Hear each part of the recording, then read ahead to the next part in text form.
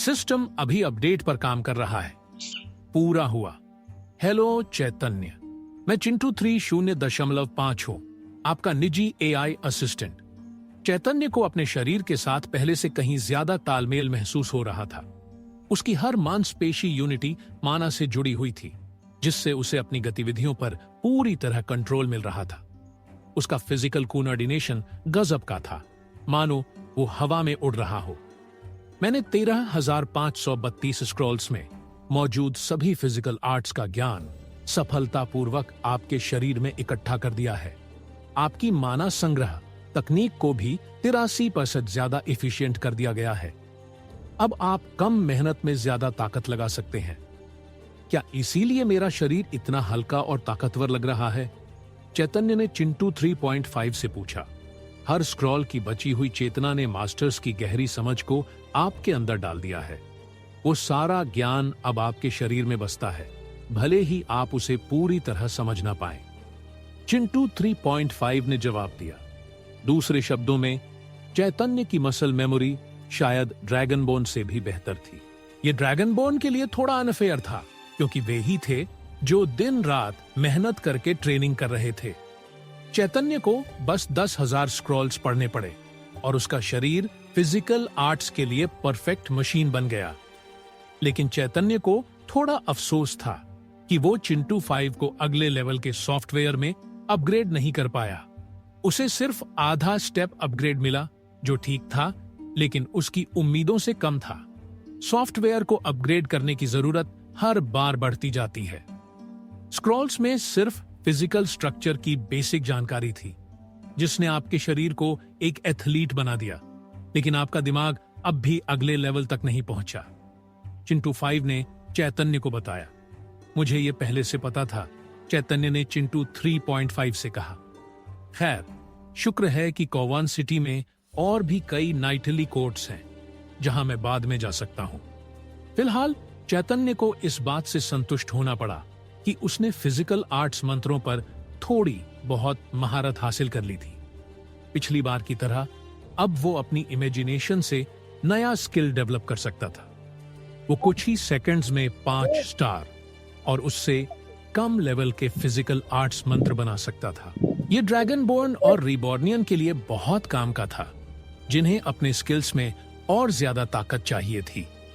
यहां उसके लिए अब कुछ बचा नहीं था, तो चैतन्य मेन कोर्ट की ओर लौट गया, जहां सर जॉनसन उसका इंतजार कर रहे थे।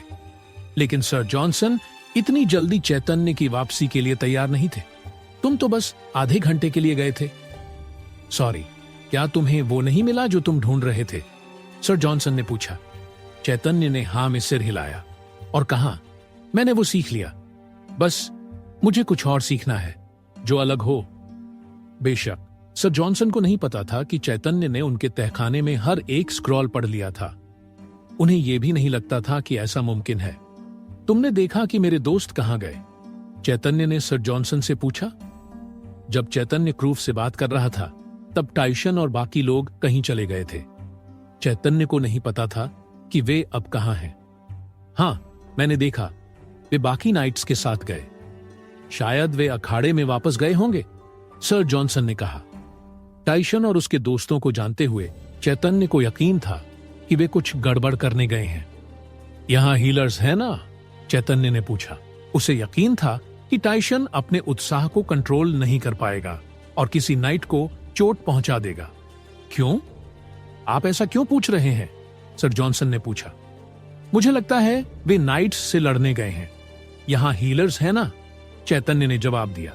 अगर कोई और होता तो सर जॉनसन इस सवाल पर हंस पड़ते, लेकिन उन्होंने अपनी आंखों से ड्रैगनबोर्न की ताकत देखी थी, तो उन्हें अंदाजा था कि कुछ गड़बड़ हो सकती है।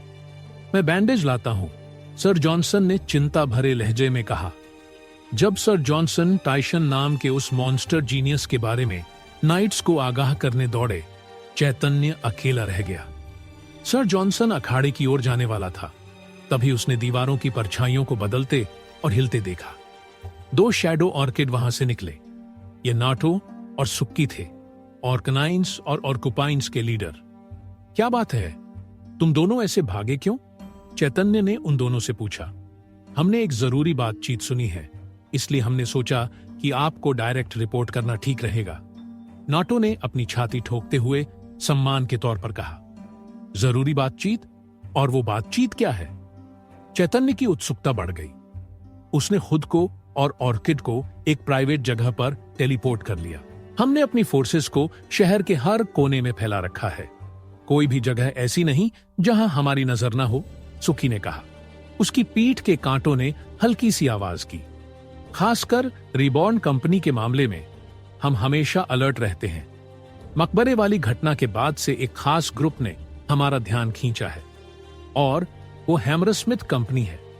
हमने उनकी गोल्डन 500 रैंकिंग सुधारने की योजना में खलल डाला और वे इससे खुश नहीं हैं।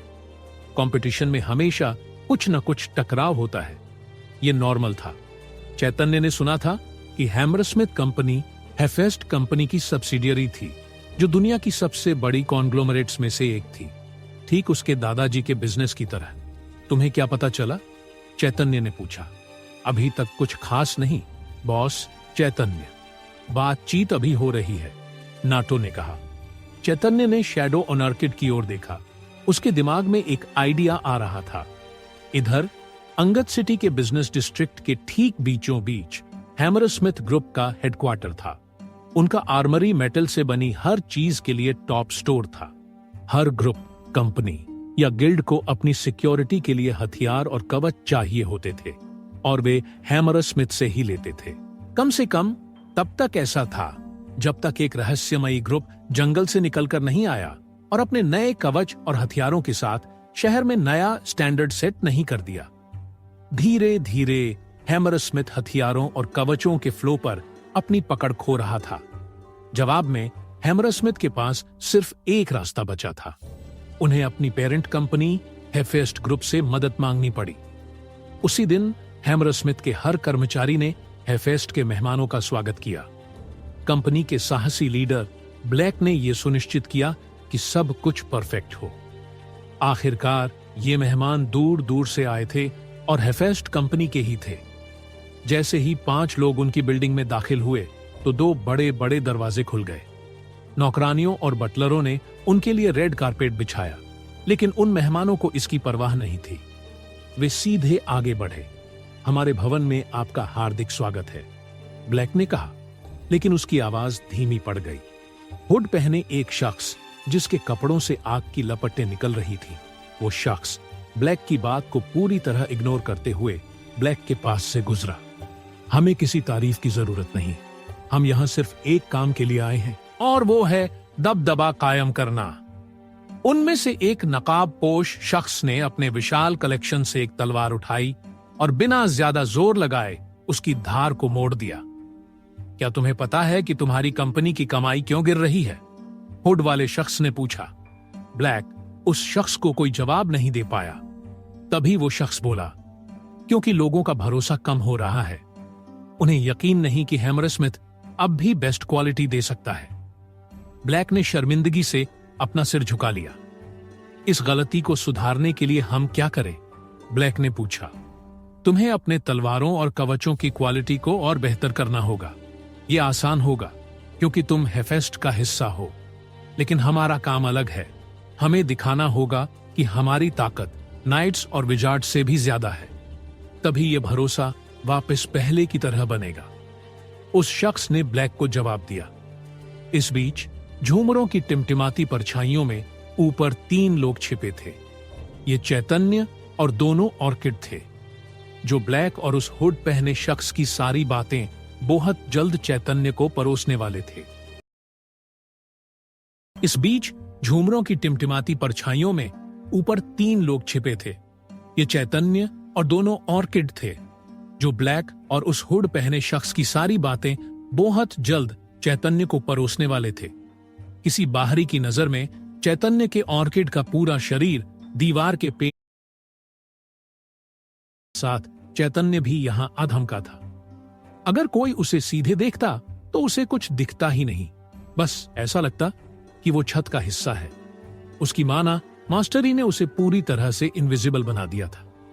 उसके शरीर से कोई भी लाइट माना नहीं निकल रहा था, जिससे लोग उसे कोई बेजान चीज समझकर इग्नोर कर देते।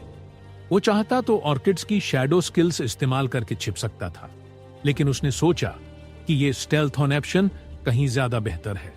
हम यहां सिचुएशन को हैंडल करने आए हैं और इसे हम जरूर हैंडल करेंगे, हुड वाला शख्स बोला। नाटो और सुकी के रिपोर्ट करने की वजह से चैतन्य अंगद शहर में हुड वाले शख्स के आगमन को देख पाया। तुम्हें पता है ये लोग कौन हैं? 2 स्टार स्पेल यूज करके अपनी आवाज को डायरेक्ट सीधी लाइन में भेजते हुए, जो बिना लीक हुए सिर्फ दोनों ऑर्किड के कानों तक पहुंची। चैतन्य ने ऑर्किड्स से पूछा, ये अफवाह है कि ये हुड वाला शख्स हेफेस्ट कंपनी की स्पेशल टास्क फोर्स का हिस्सा है। इन्हें एलीट सोल्जर्स यानी विशिष्ट सैनिक बनने की ट्रेनिंग दी गई है। नाटो ने अपने ऑर्किड सोल्जर्स की लिखित रिपोर्ट दिखाते हुए जवाब दिया। हथियार बनाने वाले ब्लैकस्मिथ्स यानी लोहार भेजने की बजाय उन्होंने सोल्जर्स भेजे। इससे चैतन्य को एक बात साफ हो गई, मकबरे मिशन में अपनी नाकामी के बाद ये लोग फोर्स यूज करके अपनी ताकत दिखाने की प्लानिंग कर रहे थे। उसने टाइशन से सुना था कि ब्लैक का मैन टारगेट मकबरे को जीतने वाला पहला शख्स बनना था, जिससे उसे अंगद सिटी में ढेर सारी प्रेस्टीज, मान सम्मान मिलता। लेकिन उस फेलियर की वजह से उनकी रेपुटेशन को ठेस पहुंची और उनकी बिक्री कम हो गई। अब हेफेस्ट कंपनी ने इस डैमेज को ठीक करने के लिए अपने टॉप सोल्जर्स भेजे थे। हैमरस्मिथ कंपनी के ओनर्स बहुत नाराज हैं। उन्हें पूरा यकीन था कि हम इस महीने में 494 रैंक तक पहुंच जाएंगे, लेकिन अब लगता है 496 पर ही अटक जाएंगे, हुड वाले ने कहा। ब्लैक ने शर्मिंदगी से सिर झुका लिया। मैं ओनर्स से दिल से माफी मांगता हूं। हेफेस्ट का सीधा वंशज होने के नाते वे सिर्फ बेस्ट डिजर्व करते हैं। ये फेलियर मेरा है। हुड वाले ने सिर हिलाकर ब्लैक की माफी स्वीकार की। लेकिन टेंशन मत लो, हम कुछ ही दिनों में इस प्रॉब्लम को सॉल्व कर देंगे, वरना हमें स्टोन कोल्ड 6 नहीं कहते, हुड वाले शख्स ने कहा। हैमरस्मिथ के बाकी एम्प्लॉय ये नाम सुनते ही सन्न रह गए। डरावने वॉरियर्स की रेपुटेशन ऑनऑर्डर के नाइट्स से भी ऊंची थी। ये अफवाह थी कि ये अपने लेवल से 1 स्टार ऊपर के फाइटर्स को भी हरा सकते थे। जल्दी ही हर हैमरस्मिथ एम्प्लॉय के चेहरे पर उम्मीद की चमक दिखने लगी। स्टोन कोल्ड 6 के आने से अंगद सिटी में उनकी कंपनी की ताकत फिर से दिखेगी। चैतन्य ने नोटिस किया कि यहां सिर्फ 5 लोग थे, यानी एक मिसिंग था। मैंने अपने एक मेंबर को पहला मिशन पूरा करने भेज दिया है। तभी हुड वाले ने कहा, नाइटली कोर्ट में डोमिनेंस को जमा कर रखने के लिए स्टोन कोल्ड 6 नाइट्स के खिलाफ जीत हासिल करेगा, ये पक्का है। चैतन्य ने सामने खड़े दोनों ऑर्किड्स को देख हां में सिर हिलाया। उन्हें जितना सुनना था सुन लिया। वे अपनी शैडोज में वापस डूब गए और बिना किसी को भनक लगे वहां से गायब हो गए। इस बीच नाइटली कोर्ट में अलग अलग नाइट फैक्शंस के बीच फ्रेंडली कंपटीशन नियमित रूप से चल रहा था। भाले का रास्ता, जिसने पिछली फाइट में स्वॉर्ड नाइट को हराकर चैंपियन का खिताब जीता था, अब कोर्ट का रूलिंग चैंपियन था। उसने हरे झंडे को उठाया जिस पर भाले का बिल्ला और पुरस्कार था, और भीड़ ने उसकी प्रभाव के लिए जोर शोर से शोर मचाते हुए बधाई दी। लेकिन उसे इस कंपटीशन का विजेता ताज पहनाने से पहले सिर्फ एक अंश बाकी था, कुल्हाड़ी का रास्ता, जिसका लीडर था सर जॉनसन। वे इस कंपटीशन के असली रूलिंग चैंपियंस थे, खासकर सर जॉनसन, जिन्हें हराना बेहद मुश्किल था। ये बात तब और साफ हुई जब दोनों नाइट्स का युद्ध शुरू हुआ। सर जॉनसन का कुल्हाड़ा पहाड़ की तरह भारी था, लेकिन उसके प्रहार इतने तेज थे मानो वो रेपियर का उपयोग कर रहा हो। ज्यादा टाइम नहीं लगा और उसने जीतकर कंपटीशन का चैंपियन बनने का खिताब अपने नाम कर लिया। लेकिन ठीक जब सर जॉनसन को अपनी जीत का झंडा उठाना था, भीड़ में से किसी ने एक ठंडा नीला दस्ताना अखाड़े की ओर फेंका, जो उनके सामने आकर गिरा। सर जॉनसन ने दस्ताने को देखा, फिर भीड़ की ओर। वो समझ गया कि इसका मतलब क्या है। ये एक फॉर्मल चैलेंज था जो किसी ने भिड़ने के लिए दिया था। मैं आपसे सीखने की विनम्र रिक्वेस्ट करता हूं, एक हुड वाला शख्स बोला। एक गर्वीले नाइट के तौर पर सर जॉनसन कभी लड़ाई से पीछे नहीं हटता था। उसने इस चुनौती को स्वीकार करने की कसम खाई। ठीक है, सर जॉनसन ने उस हुड वाले शख्स को गौर से देखते हुए कहा, लेकिन मैं अपनी ताकत कम नहीं करूंगा, भले ही तुम मुझसे 1 स्टार नीचे हो। दूरी से भी सर जॉनसन समझ गया कि उसका चैलेंजर सिर्फ 4 स्टार रियलम फाइटर था। ये ठीक है, हुड वाले शख्स ने मुस्कुराते हुए कहा। फिर वो अखाड़े में कूदा और एक ही झटके में अपनी हुड वाली चादर उतार दी। उसने खुद को रिवील किया, एक गंजा मांसपेशियों वाला शख्स जिसने जटिल डिजाइन वाला नीला बर्फीला कवच पहना था। उसकी मांसपेशियां उस कवच में इस तरह फिट थीं जैसे वो खास उसके लिए बनाया गया हो। उसके कवच के पीछे नंबर 5 स्टैंप था। मैं तुम्हें क्या बुलाऊं? सर जॉनसन ने पूछा। तुम मुझे फेयोल बुला सकते हो, गंजे शख्स ने जवाब दिया। भीड़ में हंगामा मच गया। इस नए चैलेंजर की अचानक एंट्री ने उन्हें जोश से भर दिया। उसके शील्ड को देखकर ही वे समझ गए कि ये लड़ाई शानदार होने वाली है। वाह, उस कवच को देखो, ये हैमर स्मिथ कंपनी का लोगो नहीं है? एक आदमी ने कहा। हाँ, उसकी छाती पर लोगो छपा है, दूसरा बोला। जल्दी ही सबको पता चल गया कि ये नया चैलेंजर पूरा हैमर स्मिथ शील्ड पहने था। लड़ाई का नतीजा ही बताएगा कि ये शील्ड सर जॉनसन के भारी प्रहारों का सामना कर पाएगा या नहीं। इस बीच जैक, राका और टाइशन कोर्ट के हर बैरक को चेक करने के बाद आखिरकार अखाड़े में वापस आए। वे काम में बिजी हो गए थे क्योंकि टाइशन हर कोने में जाने की जिद कर रहा था ताकि अपने क्लोन्स को हर जगह फैला सके। अरे देखो टाइशन, तुमने हमें फाइट से चूकवा दिया, जैक ने कहा। उसके कंधे निराशा से झुक गए। ये मेरी गलती नहीं है, मैं काम के लिए गया था, टाइशन ने मुंह बनाकर जवाब दिया। जब दोनों बहस में उलझे थे, राका आगे बढ़ा और भीड़ के बीच से देखने लगा। आखिरकार राका ने एक अजीब सीन देखा। भीड़ में सब खामोश थे, जैसे उन्हें यकीन ही नहीं था कि वे क्या देख रहे हैं। राका ने नीचे देखा तो सर जॉनसन जमीन पर पड़े थे। उनकी कुल्हाड़ी 2 टुकड़ों में टूटी हुई थी। वे हाँफ रहे थे और अपने सामने खड़े एक शख्स को देख रहे थे। वो हार गया, राका ने कहा। आखिरकार जैक और टाइशन वहां पहुंचे और सीन को खुद देखा। हाँ, ये कैसे हुआ? भाई जॉनसन कैसे हार सकता है? जैक ने हैरान होकर पूछा। तभी फाइट जीतने वाला शख्स फेयोल अचानक भीड़ के सामने आया। यह है दबदबा। हम अंगद सिटी के बेस्ट फाइटर्स हैं। हैमरस्टोन ग्रुप सबसे ताकतवर होगा और कोई दूसरी कंपनी हमसे बेहतर नहीं है। जैक उन शब्दों से भड़क गया। जैक को इतना गुस्सा आया कि वो अखाड़े में कूदने ही वाला था, लेकिन अचानक उसे अपने कंधे पर एक थपकी महसूस हुई। जैक पीछे मुड़ा तो उसके सामने चैतन्य खड़ा था। जाने से पहले मेरे पास तुम्हारे लिए कुछ गिफ्ट्स हैं, चैतन्य ने मुस्कुराते हुए कहा और जैक को नई स्किल्स देने के लिए अपना हाथ उठाया। जैक को इतना गुस्सा आया कि वो अखाड़े में कूदने ही वाला था, लेकिन अचानक उसे अपने कंधे पर एक थपकी महसूस हुई। जैक पीछे मुड़ा तो उसके सामने चैतन्य खड़ा था। जाने से पहले मेरे पास तुम्हारे लिए कुछ गिफ्ट्स हैं, चैतन्य ने मुस्कुराते हुए कहा और जैक को नई स्किल्स देने के लिए अपना हाथ उठाया। चैतन्य ने अपनी जादुई कला के जादू से जैक के लिए कुछ नए नए स्किल्स तैयार किए।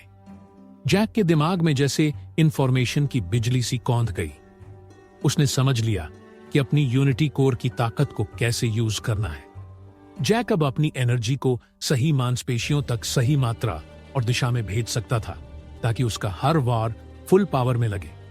जब यह सब सेट हुआ तो जैक की आंखों में एक अलग ही चमक थी।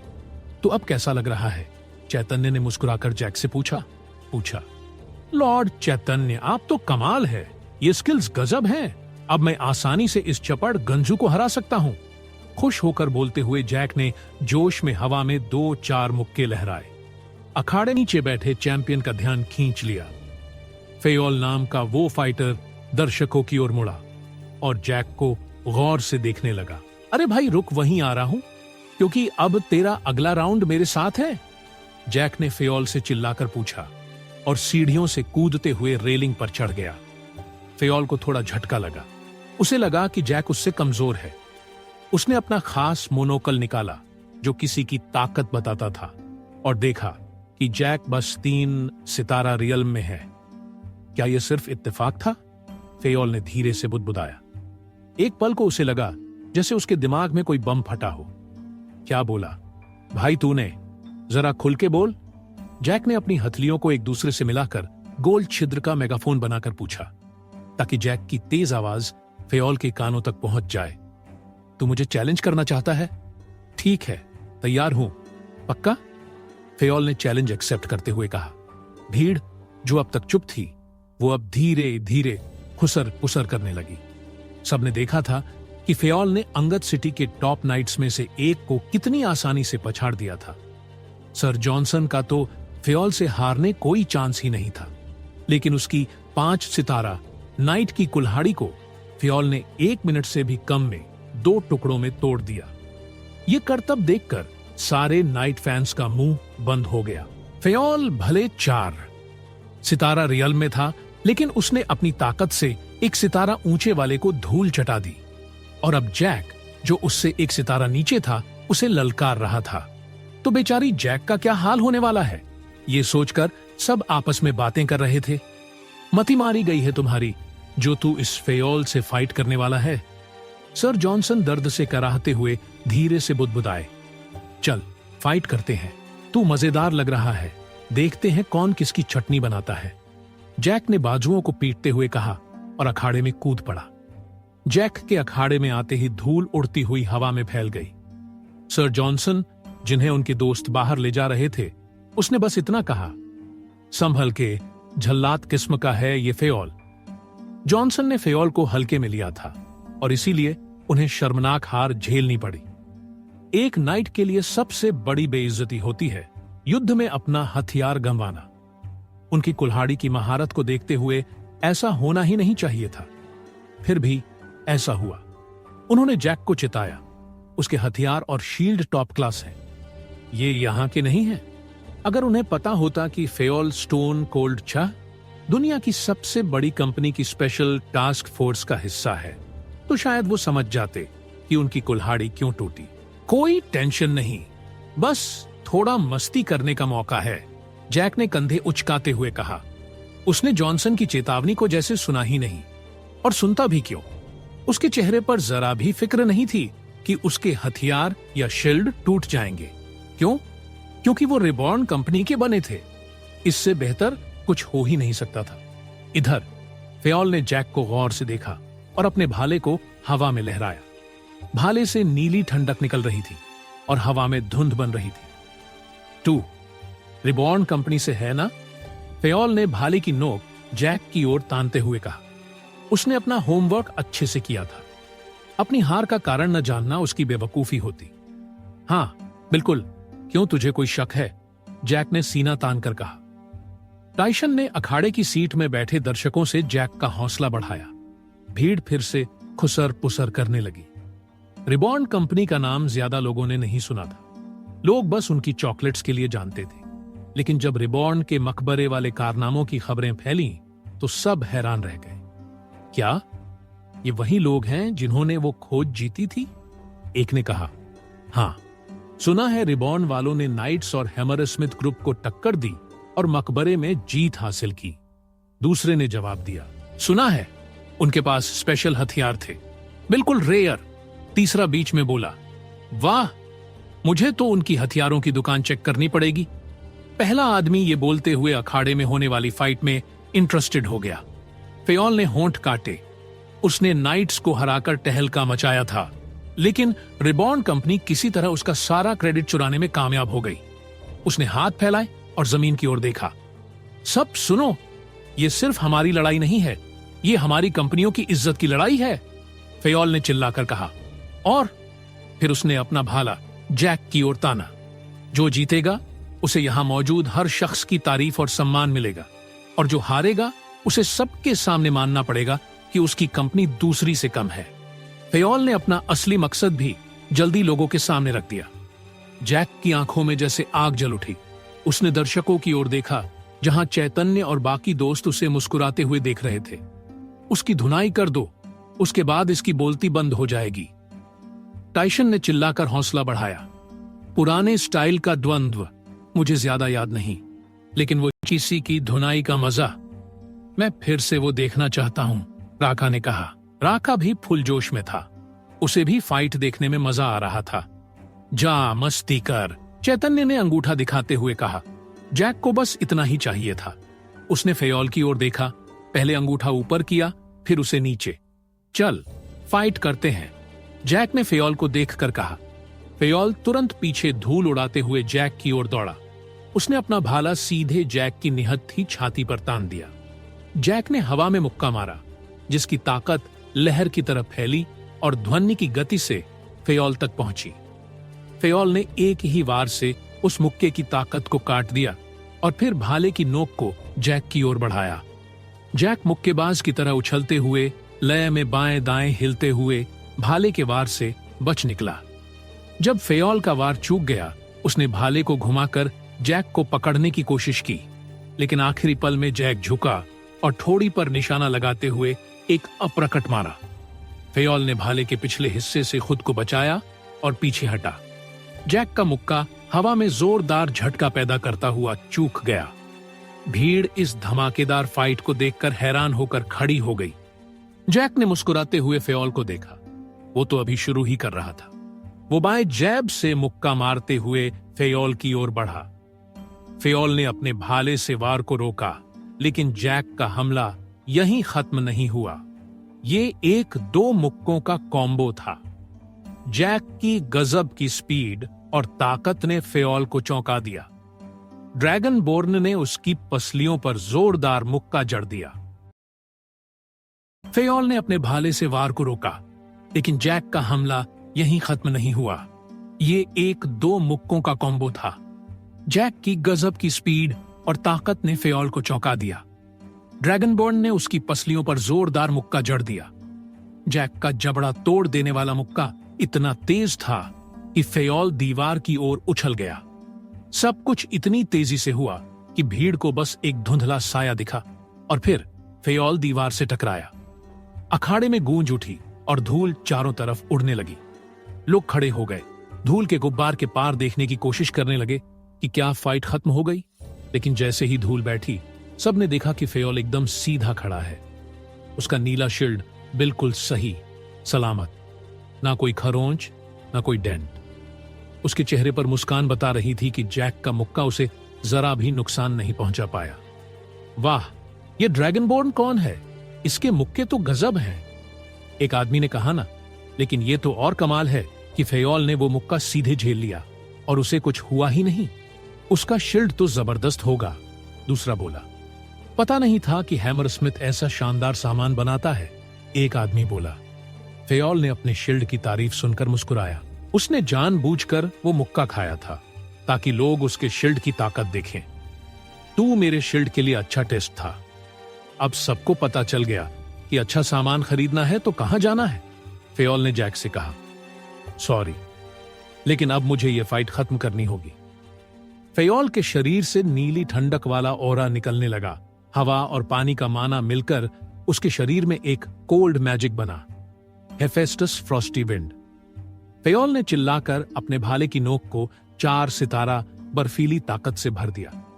भीड़ हैरान थी क्योंकि उसके पैरों तले की धूल भी जमने लगी थी। फेयोल ने जैक की ओर छलांग लगाई। उसका ठंडा भाला सीधे जैक की छाती की ओर बढ़ा। जैक ने आखिरी पल में साइड स्टेप लेकर खुद को बचाया और भाले की नोक से एक तेज बर्फ का कांटा निकला जो ड्रैगनबोर्न के पीछे की दीवार को आसानी से भेद गया। फेयोल ने भाले को बार बार लहराया।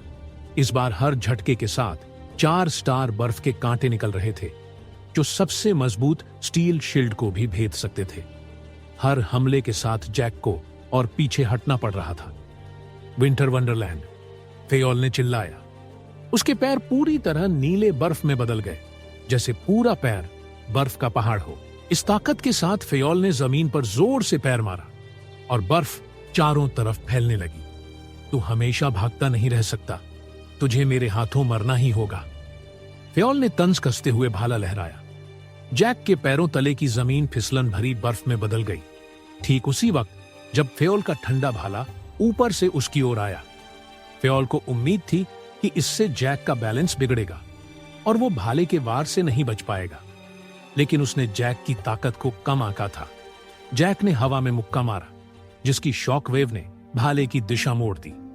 बर्फ का कांटा उसके कान के पास से फिसल गया। फिर जैक ने अपने पैरों तले एक दो मुक्कों का कॉम्बो मारा।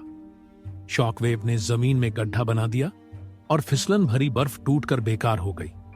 अब देर हो चुकी है, फेओल ने चिल्लाकर भाला जैक की ओर बढ़ाया। Iced encashment. भाले की नोक से नीली एनर्जी का गोला निकला जो अपने रास्ते में सब कुछ जमा देता था। वो गोला टकराते ही एक बर्फ का पहाड़ बना जिसमें जैक को कैद कर देना चाहिए था, लेकिन ऐसा हुआ नहीं। फेओल की आंखें फट गईं जब उसने देखा कि बर्फ उतनी ही तेजी से पिघल रही थी जितनी तेजी से बनी थी। धुंध और भाप चारों तरफ फैल गई। क्या ये कैसे हुआ? मेरी बनाई बर्फ कैसे पिघल गई? फेओल पिघलती बर्फ को देखकर झल्ला उठा। जैक बर्फ के पहाड़ से बिल्कुल सही सलामत निकल आया। फेओल को लगा था कि 4 स्टार मैजिक जका सीधा वार कम से कम उसे बर्फ में जमाकर खड़ा तो कर ही देगा, लेकिन फिर उसने देखा कि बर्फ ने जैक को छुआ ही नहीं। उसके चारों तरफ एक अदृश्य गोलाकार बैरियर था जिसने जादू को उसके स्केल्स तक पहुंचने से रोक दिया। यही बैरियर बर्फ को इतनी तेजी से पिघला रहा था। अरे यार, मैं यूनिटी डिफेंस यूज किए बिना जीतना चाहता था, जैक ने निराश होकर कहा। वो अकेला था जो खुद से नाराज था। बाकी सब देख रहे थे कि एक 3 स्टार फाइटर ने 4 स्टार मैजिक जादू का सीधा हम इंटरटाइन झेल लिया और बिना खरोंच के बाहर निकल आया। ये तो नामुमकिन था। खैर, जो भी हो, अब तुम्हारी बारी है। जैक ने कंधे उचकाए। लगता है अब मुझे अपने असली स्किल्स दिखाने होंगे। जैक ने जेब से एक चॉकलेट बार निकाला और उसे हवा में उछाला। उसने उसे मुंह में डाला और पूरा निगल लिया। फिर अखाड़े में ताकत और ओरा का धमाका हुआ। जिन लोगों को साधना का कुछ पता नहीं था, उन्होंने भी जैक की ताकत में जबरदस्त उछाल महसूस किया। फेओल अखाड़े में खड़ा था। उसका चेहरा पूरी तरह बिगड़ा हुआ। उसने जेब से मोनोकल निकाला, आंख पर लगाया और जैक को गौर से देखा। उसके पेट में 4 चमकते बिंदु दिखे। वो 4 स्टार रियल में था। ये नामुमकिन है, फेओल चिल्लाया। मार्केट की सबसे अच्छी साधना गोलियां भी इतना बड़ा बदलाव नहीं ला सकती थी। ये थी कि ताकत। चॉकलेट खाते ही उसकी ताकत 1 सितारा बढ़ गई। तैयार है? मुझ पर वार करके देख, जैक ने चिल्लाकर कहा। यंग ड्रैगनबोर्न फेओल की ओर दौड़ा। खतरे को भांपते ही फेओल ने खुद को संभाला और भाले को डिफेंस में उठाया।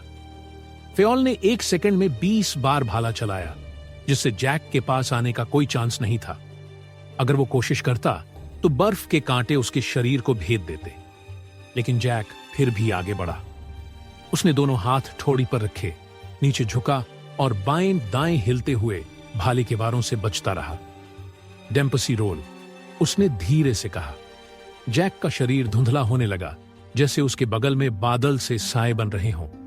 यह मौका देखकर फेओल ने भाला सीधे जैक की ओर मारा। ड्रैगनबोर्न ने बचने की कोशिश भी नहीं की, लेकिन हैरानी की बात, फेओल का भाला जैक के सिर से आर पार हो गया, जैसे वो सिर्फ एक माया जाल को भेद रहा हो। घबराते हुए फेओल ने भाले के वार और तेज किए और पीछे हटने लगा। हवा में बर्फ के कण चमक रहे थे, लेकिन उनमें से एक भी जैक के स्केल्स को छू नहीं पाया। जैक बाएं दाएं हिलता रहा, हर भाले के वार से बचता हुआ। टू कैसे कर सकता है ऐसा? फेओल चिल्ला पड़ा। अब फेओल और जैक आमने सामने थे और फेओल के लंबे भाले का फायदा खत्म हो चुका था।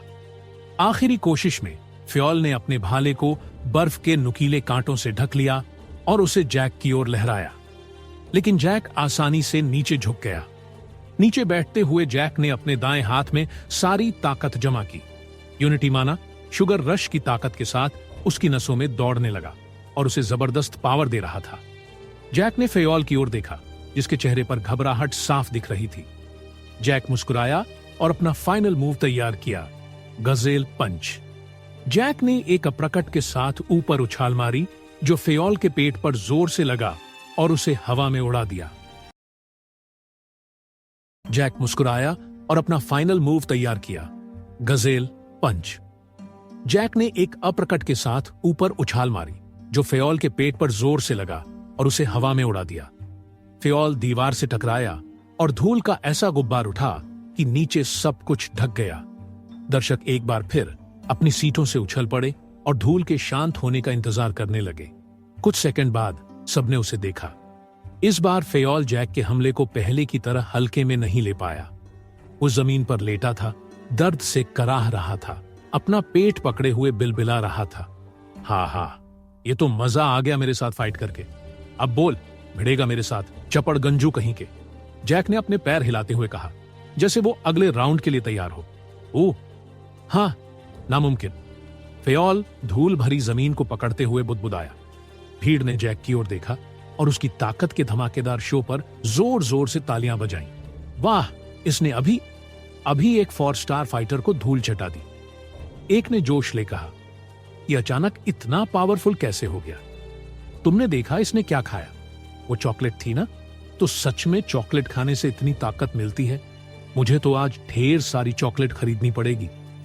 दूसरे के दिमाग में चॉकलेट अटकी थी। यूं उसने सोचा कि यह कमाल सिर्फ चॉकलेट का है। बस इतना ही नहीं, ये उसकी ठंड से इसलिए बच गया क्योंकि इसके पास कोई अजीब सी अदृश्य ढाल थी। क्या वो इसका कोई खास शील्ड है? चलो बाद में उनकी हथियारों की दुकान चेक करते हैं। लोग अब आपस में न जाने क्या क्या बातें करने लगे। यह था जैक का दबदबा। उसने न सिर्फ अपनी ताकत का जबरदस्त प्रेजेंट किया, बल्कि ऐसा मजबूत डिफेंस भी दिखाया जो 4 स्टार बर्फीले हमले को भी मात दे सकता था। हाँ, मुझे पता था मेरा छोटा भाई जीतेगा, टाइसन ने चिल्लाकर कहा। उसे सबक सिखा दिया। राका ने कमेंट किया, क्या जबरदस्त युद्ध कला थी। इस चप्पड़ गंजू को पहले से भी ज्यादा टकला कर दिया तूने। जैक ने तालियों की गड़गड़ाहट का पूरा मजा लिया।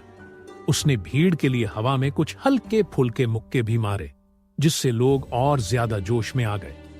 लेकिन भीड़ को क्या पता था कि फेयोल का खेल अभी खत्म नहीं हुआ था।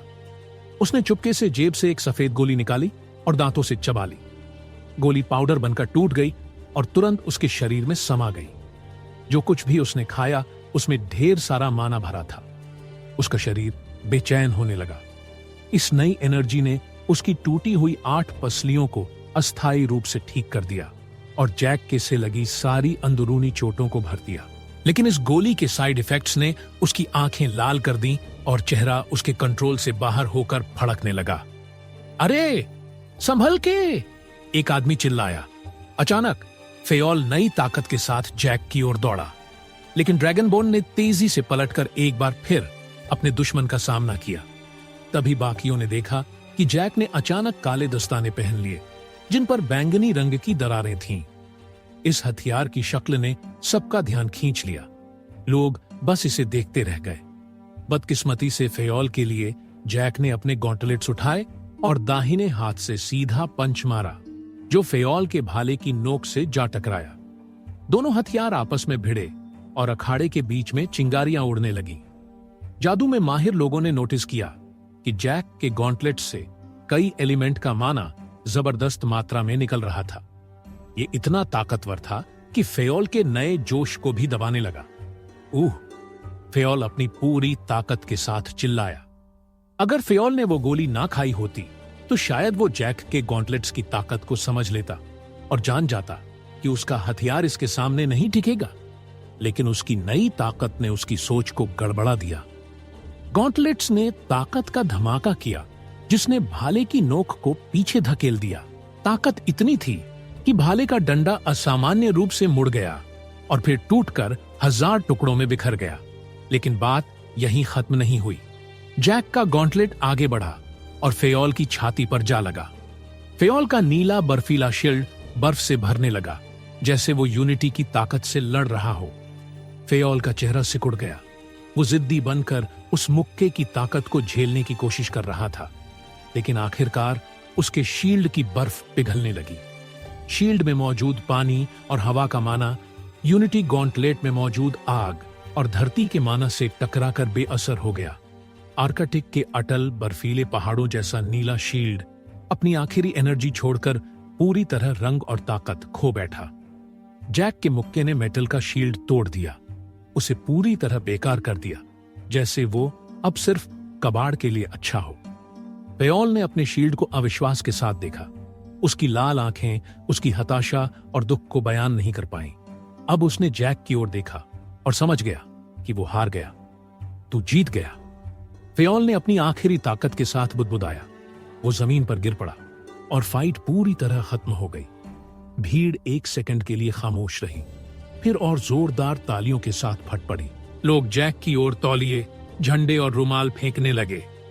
यंग ड्रैगनबोर्न ने सारे तोहफों को देखा और विजयी मुद्रा में हाथ उठाया। मैं रिबॉर्न का फाइटर हूं, जैक ने चिल्लाते हुए ऐलान कर दिया।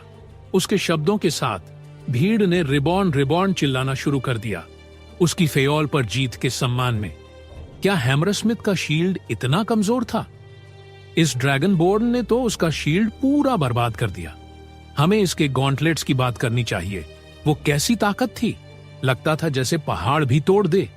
रिबॉर्न रिबॉर्न रिबॉर्न, मैं तो अब से इनके प्रोडक्ट्स का फैन हूं। मुझे उनकी चॉकलेट्स और कवच चाहिए। अंगद सिटी के नाइट्स ने भी यंग ड्रैगनबोर्न को बधाई दी।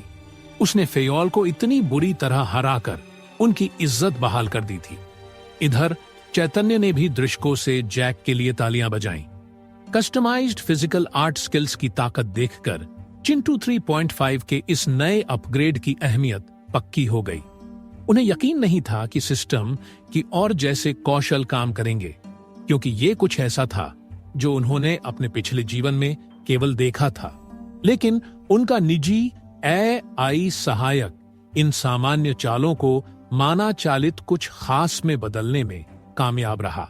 चैतन्य के पास अपने पिछले जीवन से और भी कई चालें थीं, जो ड्रैगनबोर्न जैसे योद्धाओं के लिए बिल्कुल सही थीं। इसी बीच चैतन्य की परछाई उसके सामने घूम गई और दूसरी ओर से शणा की आवाज गूंजी, लॉर्ड चैतन्य, सुना है मेरा छोटा भाई खूब मजे कर रहा है। शणा ने खुश होकर पूछा। चैतन्य ने अजीब सा मुंह बनाया और सिर खुजलाया। हाँ, बस थोड़ा सा एक्सपेरिमेंट है। मैं आपको याद दिलाना चाहता हूं, लॉर्ड चैतन्य, कि बड़ों को पहले तोहफे मिलने का रिवाज है। हाँ, बिल्कुल। अरे यार, लाइन टूट रही है, यहां सिग्नल बहुत खराब है। चैतन्य ने उस बातचीत से जल्दी जल्दी छुटकारा पा लिया, भले ही उसका बहाना बिल्कुल बेतुका था। ड्रैगनबोर्न अपने आप में बड़े योद्धा साबित होंगे, राका ने कहा। मुझे नहीं पता कि वो सेना का नेतृत्व कर पाएंगे या नहीं, लेकिन उनकी ताकत किसी लीडर के लिए काफी है। कम से कम मुझे तो ऐसा लगता है। चैतन्य भी जैक को इतना सीरियस होकर सेना का नेतृत्व करते नहीं देख पा रहा था, लेकिन ये यंग ड्रैगनबोर्न वाकई हैरत अंगेज था। अखाड़े की लड़ाई के बाद चैतन्य और ड्रैगनबोर्न ने नाइट्स को सिखाया कि एक हाथ कमर पर रखकर और एक बार में एक मग पीकर बियर पीने का सही तरीका क्या है। शायद अनजाने में ही उन्होंने उन धर्मी नाइट्स पर गलत असर डाल दिया। अखाड़े की लड़ाई के बाद चैतन्य और ड्रैगनबोर्न ने नाइट्स को सिखाया कि एक हाथ कमर पर रखकर और एक बार में एक मग पीकर बियर पीने का सही तरीका क्या है। शायद अनजाने में ही उन्होंने उन धर्मी नाइट्स पर गलत असर डाल दिया। लड़ाई के बाद का जश्न छोटा मोटा था, जिसमें सिर्फ नाइट्स, चैतन्य और उसका गैंग शामिल था। स्क्वायर्स ने तुरंत जैक को घेर लिया और पूछने लगे कि क्या वो उन्हें अपनी कुछ कूल चालें सिखा सकता है। जो लोग गॉन्टलेट्स के रास्ते को फॉलो करने वाले थे, उन्होंने तो और भी जोश के साथ सवाल किए, प्लीज हमें सिखाओ, तुम्हारा पंच मारने का स्टाइल तो गजब का तेज और फुर्तीला है। मैंने आज तक किसी को तुम्हारी तरह झुकते और चकमा देते नहीं देखा। और वो दस्ताने, क्या तुम हमें दिखा सकते हो? क्या ये सचमुच मिथ्रिल से बने हैं? जैक ने बड़े ही नम्र तरीके से सारी तारीफें स्वीकार की और कहा कि जो उसने किया वो कोई बड़ी बात नहीं थी, वगैरह वगैरह। लेकिन उसकी चमकती मुस्कान साफ बता रही थी कि उसे सबका ध्यान मिलने का मजा आ रहा था। उसने हवा में मुक्के मारने शुरू किए और पैर हिलाए। नाइट्स के लिए एक शैडो बॉक्सिंग ट्रेनिंग सेशन दिखाया। चैतन्य ने देखा कि गॉन्टलेट्स के रास्ते वाले स्क्वायर्स और नाइट्स बिल्कुल उसके पिछले जन्म के पुराने जमाने के मुक्केबाजों जैसे थे। उनकी स्टांस तो बिल्कुल कड़क थी और हाथ अजीब तरह से सामने रखे हुए थे। लगता था इस दुनिया में बॉक्सिंग की टेक्निक अभी इतनी डेवलप नहीं हुई थी, क्योंकि वो लोग एक साधारण फुटवर्क से ही पूरी तरह कंफ्यूज हो रहे थे। चैतन्य, जब बाकी नाइट्स राका, टाइशन और जैक के साथ मस्ती कर रहे थे, सर जॉनसन दोनों तरफ से सहारा लेकर चलते हुए चैतन्य के पास आए। आप ठीक तो हो? चैतन्य ने सर जॉनसन से पूछा और नाइट ने सिर हिलाकर जवाब दिया, मेरा शरीर कल तक चलने फिरने लायक हो जाएगा, लेकिन मेरे दिमाग को ठीक होने में और वक्त लगेगा। मेरी कुल्हाड़ी मेरी जिंदगी थी। अगर वो टूट गई तो इसका मतलब है कि मुझे उसी अखाड़े में मर जाना चाहिए था। सर जॉनसन अफसोस के साथ बोले। चैतन्य ने उन्हें तसल्ली दी। आपको क्या पता था? उसने कहा, सुना है फेओल हेफेस्ट कंपनी नाम की एक बड़ी कंपनी से है। अरे, अब समझ आया। तो इसमें कोई हैरानी की बात नहीं कि मेरा हथियार उसके सामने टिक नहीं पाया। इससे यह भी साफ होता है कि उसकी टीम ने उसे अब तक क्यों नहीं लेने आई। सर जॉनसन बोला, मतलब? चैतन्य ने नासमझी में पूछा। सर जॉनसन ने बताया कि लड़ाई के बाद नाइट्स ने फेओल को मेडिकल हेल्प दी थी। आमतौर पर अब तक हैमरस्मिथ कंपनी को उसे अपने बेस पर इलाज के लिए ले जाना चाहिए था, लेकिन अभी तक कोई उसे लेने नहीं आया। इसका मतलब था कि शायद फेओल को उसकी कंपनी ने छोड़ दिया। ये ग्रुप्स बहुत सख्त होते हैं। एक छोटी सी नाकामी भी आपको जॉब से निकालने और साइडलाइन करने के लिए काफी है। लगता है फेओल जो कुछ भी अखाड़े में करने की कोशिश कर रहा था वो पूरा नहीं कर पाया और इसीलिए उसे निकाल दिया गया। सर जॉनसन ने एक गहरी सांस लेकर बताया ना। चैतन्य को यह थोड़ा क्रूर लगा, लेकिन यही तो दुनिया का दस्तूर है। उसकी पिछली दुनिया में भी एक छोटी सी गलती किसी की जॉब छीन सकती थी, और चूंकि फेओल इतना ताकतवर था कि वो सर जॉनसन जैसे 5 स्टार नाइट को हरा सकता था, उसे दूसरी कंपनी में जॉब मिलने में कोई दिक्कत नहीं होनी चाहिए।